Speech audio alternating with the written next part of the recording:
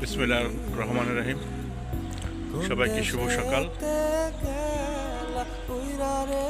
চলে আসছি নারায়ণগঞ্জ ট্রেন স্টেশনে। এখন আমার কত সুন্দর আমের বকুল ধরছে।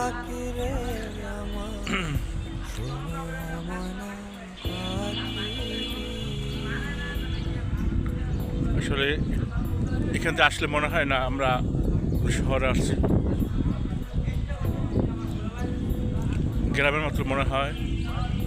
কলা গাছ, আম গাছ, বিভিন্ন ফলের গাছ আছে।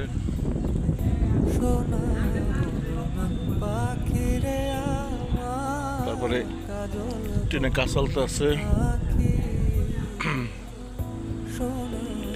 দেশের মানুষ হাঁটাহাঁটি করতেছে। পরিবেশটা অনেক সুন্দর, দেখার মতো।